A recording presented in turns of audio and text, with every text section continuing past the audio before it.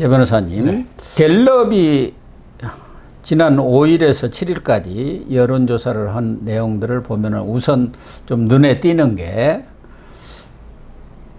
이 정치 지도자 선호도 조사를 한 3개월마다 한 번씩 합니다. 그런데 이번에 9월 첫째 주, 지난번에 이제 6월 첫째 주에 했었어요.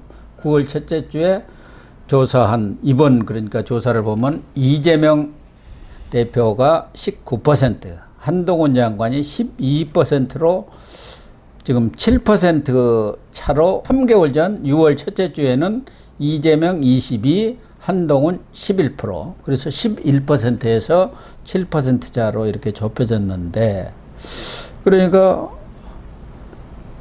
이 이재명과 한동훈 간의 갭이 확 줄어들었어요. 많이 줄었네. 예. 11에서 7이면.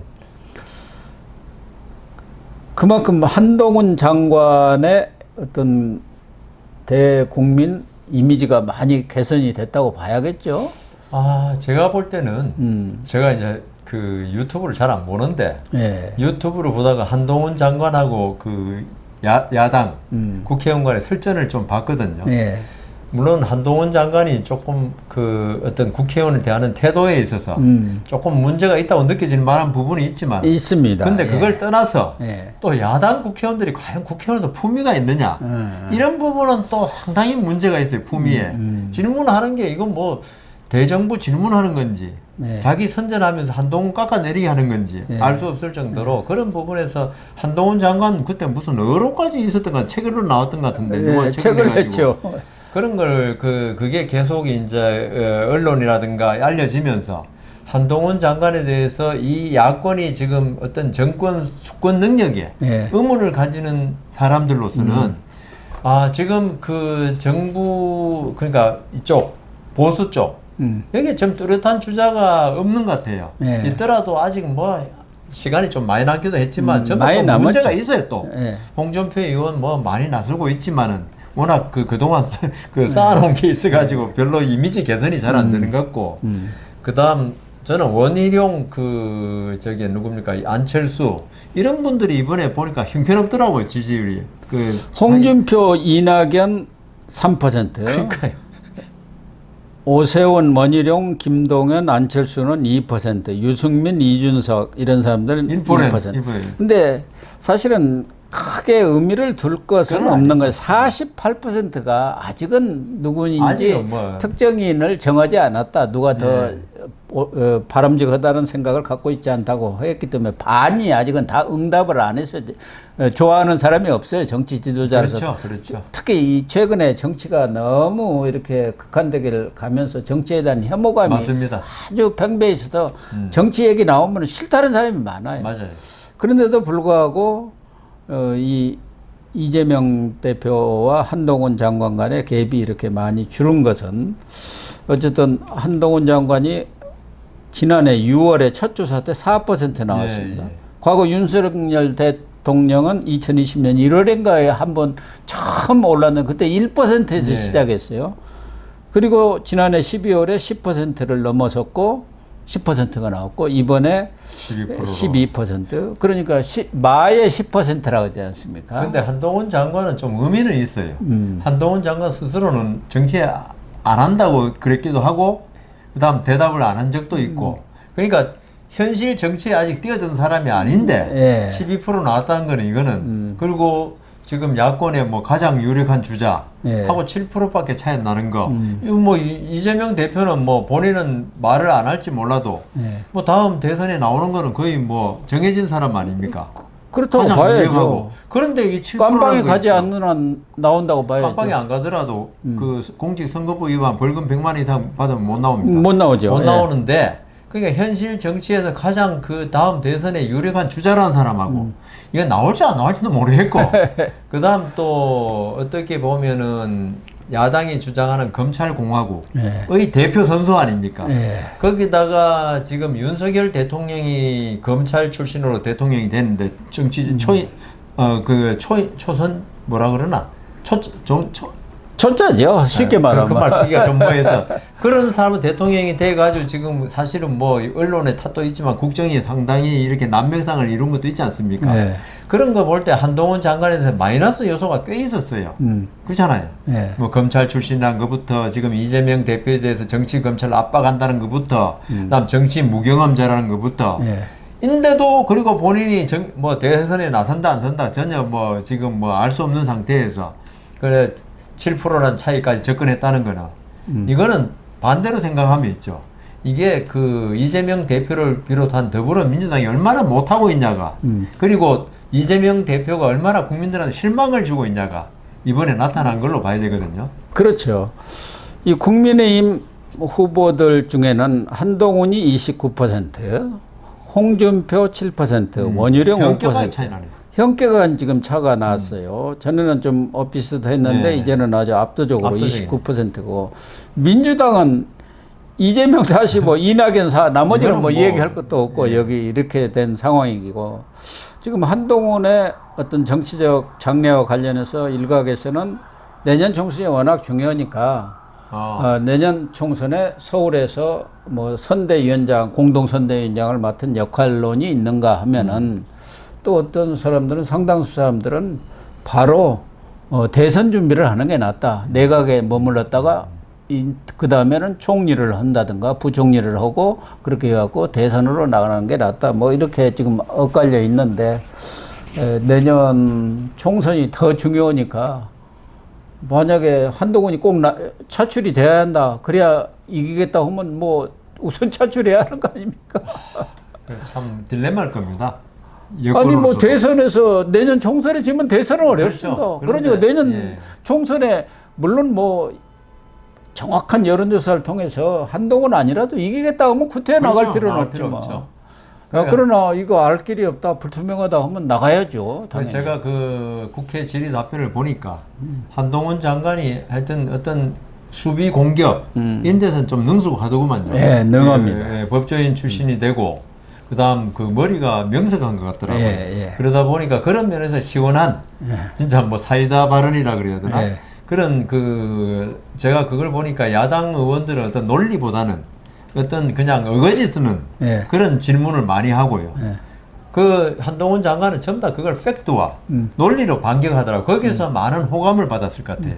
한동훈을 지지하지 않더라도 한동훈의 어떤 답변 태도를 보면 건방지다는 말을 하는 사람도 있긴 있는데 그걸 떠나서 그거는 저는 건방지다고 생각 안 하는 게 야당 의원들 질문 태도가 건방지니까 같이 그렇게 되는 거지. 예. 아니 국회의원은 무슨 그 저게 뭐 지고한 존재입니까? 국회의원은 말을 함부로 막 해도 되고 장관은 그냥 맨날 아이고 잘못했습니다 하는 건 아니잖아요. 예. 그래서 한동훈 장관이 그런 면에서 점수를 많이 따고 있는데 제 생각에는 그러려면은 내년 4월에 하려면 조금 빨리 나와야 될 가능성이 장관을 그만두고 한동훈 장관 정도 되면은 뭐 연말 그러니까 정기국회가 끝나자마자 개가지고 예, 나가면은 충분하죠. 당으로 한 가가지고. 4개월 정도 예. 남으니까요. 예.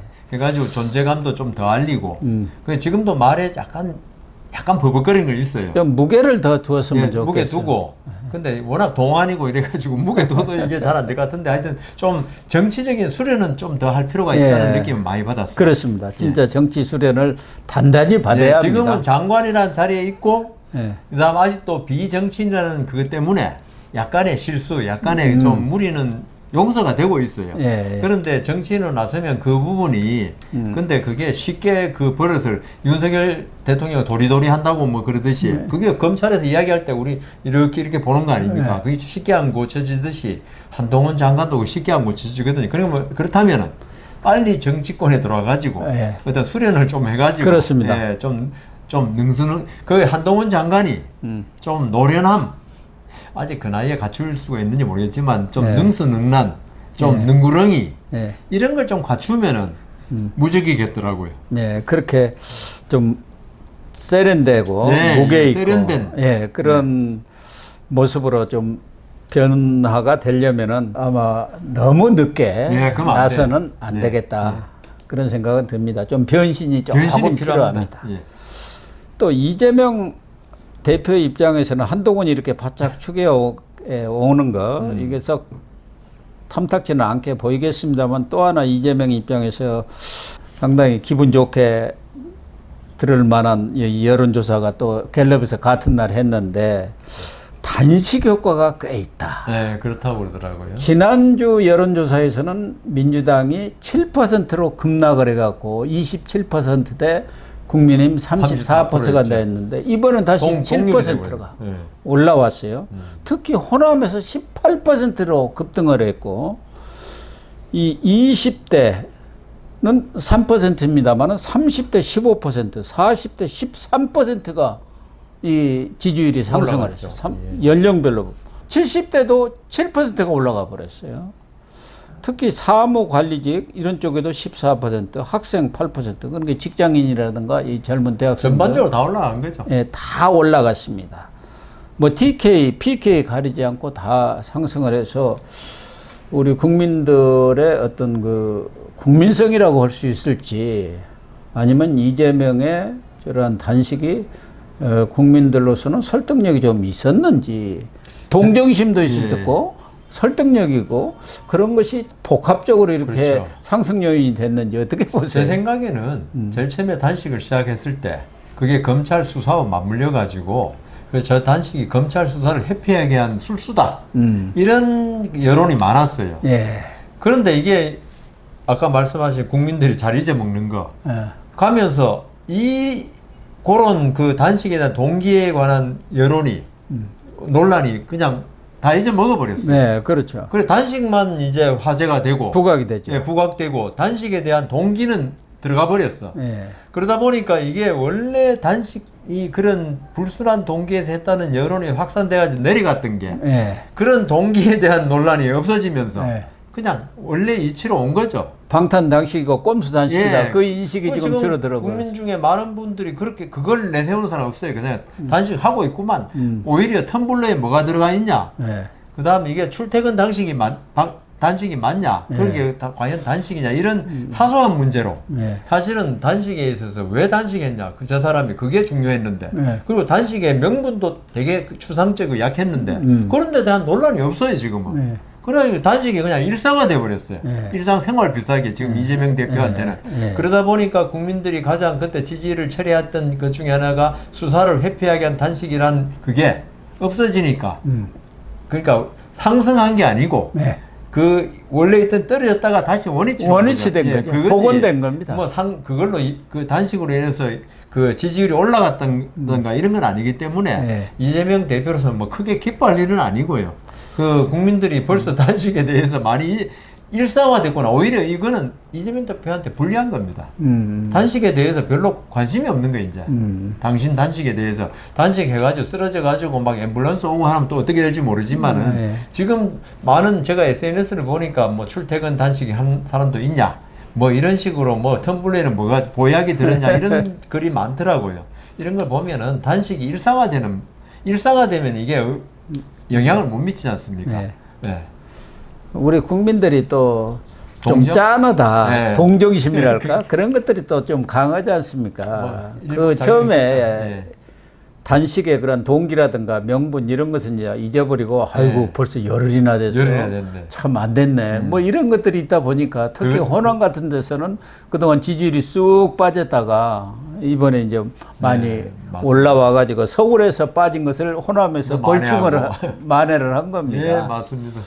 그러나 이재명 입장에서는 야 단식 효과가 있긴 있었네 있다고 이렇게 생각할 수 그게 착시 효과는 우리가 기저 효과라는 거 있지 않습니까? 예. 기저 효과, 경제 성장률 할 때 갑자기 올해 작년 같은 달에 비해서 10% 성장했어. 근데 작년 같은 달이 그 전에 비해서 엄청나게 추락해가지고 그러니까. 코로나 때문에 예. 그거지. 경제가 좋아졌다는 건 아니거든요. 그렇습니다. 그러니까 이재명 대표도 물론 27%보다는 34%가 낮죠. 네. 총선도 얼마 안 남았는데 네. 그렇지만 그게 이재명 대표가 잘해서 그런 건 아니니까 너무 좋아하지는 마시라. 이재명 대표가 이 지지율 상승이 정말 본인이 잘한 것은 아니라는 것. 예. 그리고 원래 있었던 그 그러니까 그게 원위치 한 거죠. 지지율로 예. 복원된 것, 예. 원위치 한 거라는 예. 것을 좀 잘 인식해 주기를 바랍니다. 그러니까 더 잘하십시오. 네, 시청자 여러분, 오늘 방송은 여기서 마치도록 하겠습니다. 시청해 주셔서 감사합니다.